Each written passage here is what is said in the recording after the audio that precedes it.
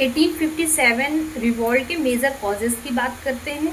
तो 1857 का रिवॉल्ट जब हुआ था उस time governor generalship Lord Canning के हाथ में थी। मेजर कॉजेज़ की बात करते हैं तो ब्रॉडली इसको 2 टाइप्स में डिवाइड किया गया है। एक इमीडिएट रीज़न हो जाता है और एक लॉन्ग टर्म रीज़न हो जाता है।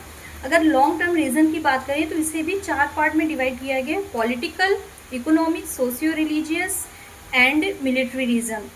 तो अगर पॉलिटिकल रीज़न की बात करें तो जो नाना साहब थे, जिनको दोदूपन भी कहा जाता है, वो पेशवा बाजीराव टू के एडॉप्टेड सन थे। इनकी पेंशन बंद कर दी गई, पहला रीज़न हो गया ये। पॉलिटिकल रीज़न में ही दूसरा रीज़न ये हो गया कि 1856 में अवध को माल एडमिनिस्ट्रेशन के चार्जेस में एनेक्स कर लिया गया था। तीसरा, सतारा, झांसी, संबलपुर को डॉक्ट्रिन ऑफ लैप्स के तहत एनेक्स कर लिया गया था। फिर अगर इकोनॉमिक रीज़न की बात करें तो इकोनॉमिक रीज़न में क्या हुआ कि टैरिफ ड्यूटी बहुत ज़्यादा लगाई जाने लगी और जो इंडियन के जो प्रोडक्शन था उस पर डिस्क्रिमिनेटरी टैरिफ पॉलिसी लगाई जा रही थी और इंडियन हैंडीक्राफ्ट का डिस्ट्रक्शन किया जा रहा था।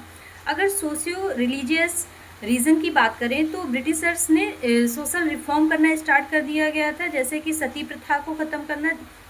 ये चीज़ 1829 में हुई थी और विडो रिमैरिज जो कि 1856 में हुआ था।